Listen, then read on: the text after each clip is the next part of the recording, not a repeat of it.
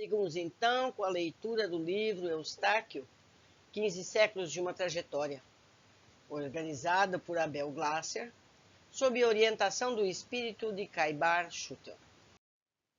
Capítulo 54. A saga de Napoleão Bonaparte. Após breve estágio em Alvorada Nova, recuperado e confiante, Eustáquio retorna à França para conviver com um dos mais marcantes personagens históricos, Napoleão Bonaparte, além de vivenciar uma outra reencarnação-chave, da qual depende a sua regeneração e o seu progresso espiritual. Vamos ver o que nos explica aqui o Abel Glasser sobre esse fato. A importância da narrativa da parte histórica de Napoleão ao longo do capítulo destina-se a ressaltar como foi a educação e a formação de Eduardo nessa ocasião. Quer dizer, Eustáquio dessa vida vai chamar-se Eduardo. O rapaz cresceu acompanhando a ascensão de Napoleão e tinha em seu pai um admirador do general francês. Embora obtendo no lar uma orientação para acompanhar a qualquer custo as façanhas de Bonaparte, ele termina rejeitando tudo isso e cético com teorias e práticas que não trazem liberdade e solidariedade, torna-se um democrata e um liberal. Isso lhe garante a regeneração espiritual. Então a espiritualidade o colocou numa posição em que ele teria que escolher, né? Seguir o Napoleão ou ter um rumo mais fraterno. Eu aproveito a oportunidade para uma parte sobre Bonaparte. Bonaparte nasceu com a missão de unificar a Europa, mas, como sempre, espírito não evoluído o suficiente, ele se perdeu em si mesmo, como mostra uma passagem muito interessante da série Boa Nova, que meu esposo leu, e eu poderei linkar aqui oportunamente para que vocês saibam dessa passagem. Mas vamos continuar com o livro. Enquanto Bonaparte está terminando, em 1799, a sua campanha no Egito, que tem por fim minar os pontos de apoio do seu arqui-inimigo, o Império Britânico, através da passagem triunfante em São João d'Acre, o pequeno Eduardo entabula suas primeiras frases, vivaz e inteligente, na tranquila casa da nobre família Cellier. Com 6 anos de idade, o segundo filho de Fernando, um dos duques mais prestigiados da corte nessa ocasião. Desenvolve-se rapidamente, adquirindo precoce despertar para a cultura. O primogênito, Remo, estuda com o caçula diante dos mais rígidos professores particulares de toda a Europa, contratados especialmente para dar-lhes invulgar educação. Retornando à França, território que está sendo preparado pelo plano superior para sediar a terceira revelação. Foi lá que Kardec trouxe todo o conteúdo do Espiritismo, não é verdade? Nota aqui do Abel. Trata-se do Espiritismo, como eu havia acabado de dizer, que alguns anos antes, ou melhor, que alguns anos depois, torna-se amplamente conhecido e divulgado pela consolidação das obras de Allan Kardec, que a maioria de vocês que me acompanha conhece. E se não conhece, está disponível na internet para todos aqueles que têm interesse. Continuando o livro.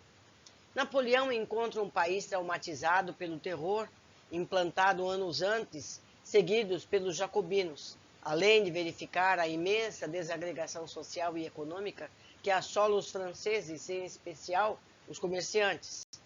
Necessita-se de um líder forte e decidido que possa conduzir a nação de volta ao crescimento e à estabilidade em todos os níveis da sociedade. Percebendo essa situação, um golpe de Estado não demora a ocorrer, o famoso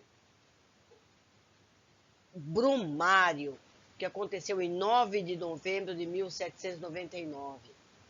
Conduz Bonaparte ao poder, instalando-se para o governo da França um consulado.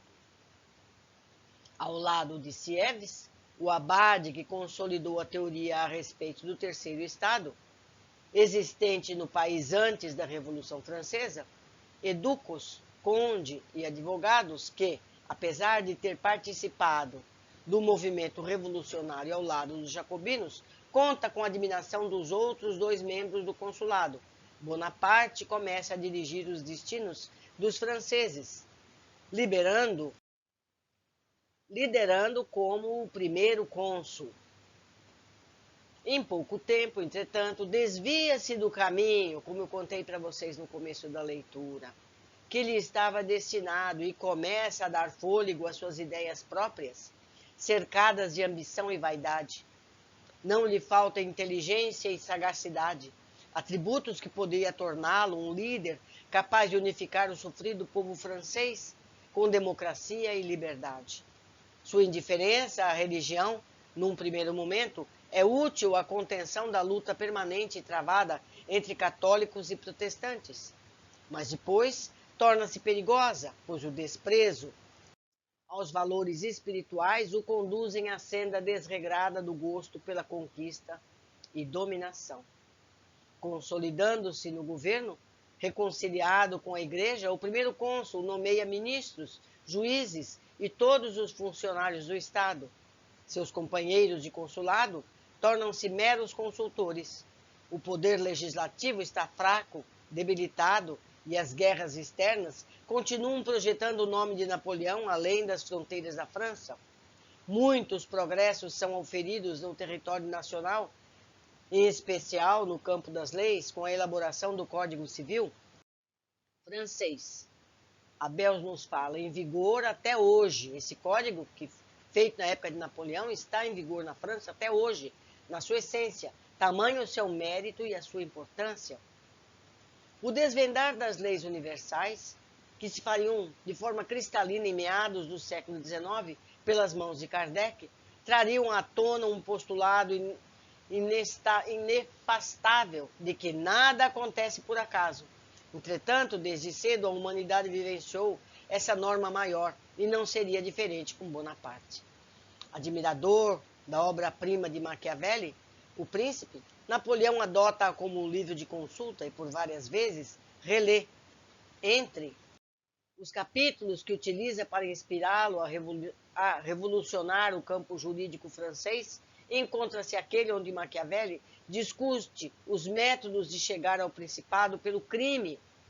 Nessa abordagem, trata da utilidade de todo governante que ascende ao poder construir um forte aparato de leis civis e militares para garantir-lhe a segurança e o controle da justiça.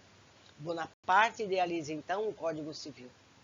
Dentre os membros da comissão encarregada da elaboração do referido código está o Duque Fernando Cellier, o pai de Eduardo, que é o nosso Eustáquio, que goza da confiança pessoal do cônsul de Bonaparte. Em erudita biblioteca, composta de incontáveis exemplares dos mais raros livros da Europa, à luz de um candelabro de prata, encontra-se Fernando, trabalhando, como de costume, até altas horas da madrugada. Inicia-se o ano de 1804 e Napoleão exige-lhe o apressamento da lei civil, que pretende ver lançada o mais depressa possível em toda a nação.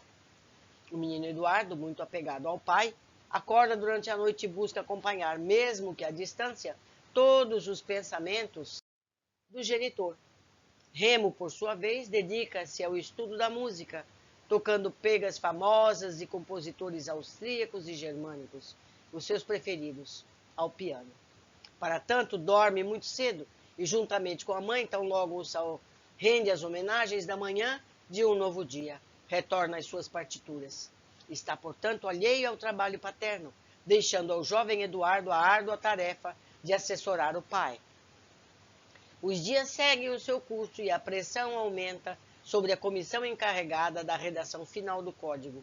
Funcionários entram e saem apressados de uma das salas do Palácio do Governo, onde uma minuta da nova lei está sendo concluída.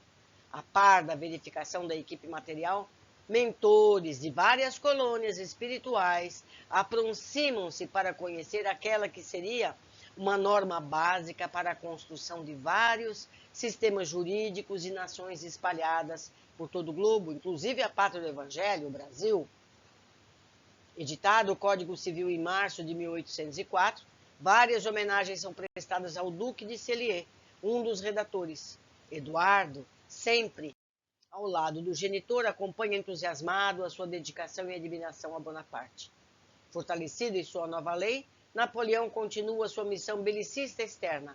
A conspiração britânica contra o grande líder dos franceses tem efeito inverso ao pretendido pelos seus inimigos e termina por impulsioná-lo ao trono como imperador.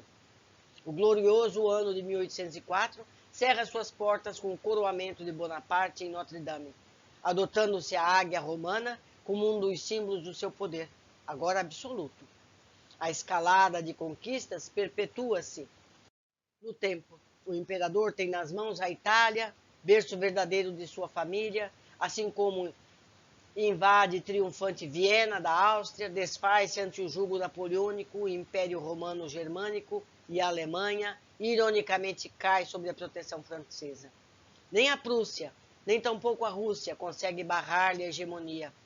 O único obstáculo sólido de suas pretensões está na Inglaterra, beneficiada por sua eficiente esquadra naval e por sua condição geográfica. No plano familiar, o imperador dos franceses preocupa-se com a descendência e, repudiando a imperatriz Josefina, casa-se com a duquesa Maria Luísa da Áustria. Esse matrimônio é arranjado pelo esperto Metternich, príncipe austríaco, que jamais suportou a guerra de conquista de Napoleão, razão pela qual o casamento lhe serviria de pretexto para aguardar paciente o momento certo de investir contra o líder da França, o que vem a ocorrer alguns anos depois. Maria Luísa lhe dá o aguardado herdeiro em 1811, enquanto o Duque de Cellier acompanha a jornada vitoriosa de seu ídolo político, transmitindo aos filhos o seu sentimento de júbilo pela proteção de Napoleão, está proporcionando à França. Eduardo cresce, portanto, enaltecendo a figura do imperador, respeitando a admiração do pai. Com idade suficiente para compreender muitos aspectos da guerra permanente de seu país, o jovem com 15 anos inicia as contestações às ideias do duque. Questiona a razão da violência, da dominação de um povo, exerce sobre outro, indaga e não se conforma quanto à supressão desgastante e frequente das liberdades internas. Enfim, torna-se um opositor do próprio genitor, em última análise, de Napoleão. Quando a nação francesa obtém vitórias em sua guerra externa, o imperador promove festas no palácio e a família Cellier é sempre convidada. Eduardo, nessas ocasiões, começa a recusar os convites formulados pela corte, desgostando o pai. A derrota de Leipzig impulsiona Napoleão em 1813 a convocar os jovens das famílias francesas para montar o seu exército de recrutas. Eduardo, chamado imediatamente por seu genitor, recusa-se a atender à ordem e integrar as forças napoleônicas, e a ruptura familiar instala-se no solar Cellier. Remo, por sua vez, abandona definitivamente a França, liga-se às artes, espírito frágil e delicado que sempre foi, abominando qualquer tipo de violência. Reinicia os seus estudos em Barcelona, passando a residir com parentes de sua mãe. A duquesa desencarna logo após, deixando o conflito familiar restrito a Eduardo e seu persistente pai. No início de 1814, a França é atacada por todos os lados e, apesar dos jovens recrutas do imperador lhe darem alguma chance de vitória, a superioridade do inimigo faz sucumbir a grande Napoleão em março do mesmo ano. Instalada em Orleans, a corte francesa, conduzida pela imperatriz Maria Luísa, faz o possível para acalmar a ira incontrolável de Bonaparte. Aprisionado na ilha de Elba, o imperador não se entrega e continua realizando a sua volta triunfal ao poder. Na verdade, ele fica desequilibrado. Resolve reler a obra de Maquiavelli e refletir sobre os seus postulados. O Duque de Cellier, apesar de alijado da estrutura governamental, continua aliado do general, visitando-o com regularidade em Elba. Leva consigo Eduardo, agora crítico e severo das suas posturas napoleônicas. Sempre buscando consolar o grande líder dos franceses, Fernando tenta tranquilizá-lo, relembrando as suas maiores conquistas, o agradecimento eterno que o povo lhes dedica e a alta traição que lhe foi submetido por uma conspiração externa aos desejos da França. O ex-imperador aprecia as palavras de Cellier, mas deseja com todas as forças retornar ao governo.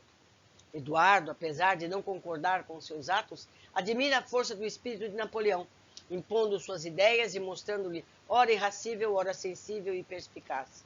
Vez ou outra, desestrutura-se emocionalmente para, em seguida, recompor-se e desfiar os seus argumentos e a sua filosofia a respeito do golpe que sofrera.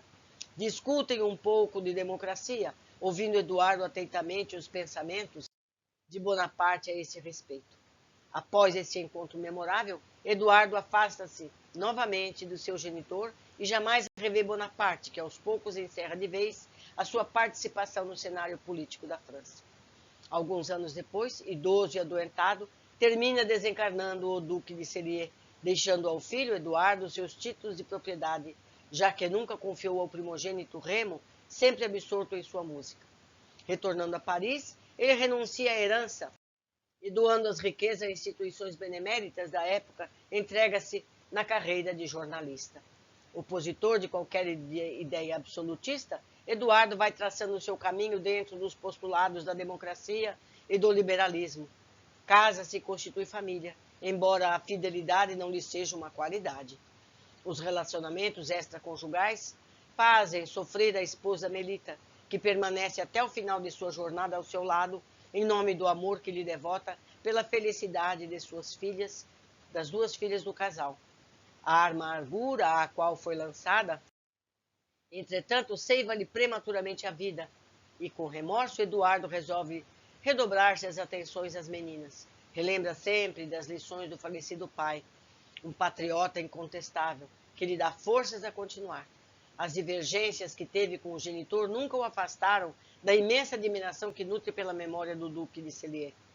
Escritor de renome, ele rememoriza em suas obras os artigos jornalísticos de valor que teve Napoleão à nação francesa, embora nunca deixe de apontar os flagrantes desvios que cometeu o general. Quando atingem a adolescência, as filhas deixam-no outra vez sozinho, partem rumo a Barcelona, a fim de estudar música com o tio Remo. Envolto nas linhas que constrói, Eduardo dedica o restante de sua existência à causa da democracia e no enaltecimento dos valores fundamentais do homem, pregando a liberdade e o fim a qualquer tipo de opressão que o Estado possa exercer contra a sociedade.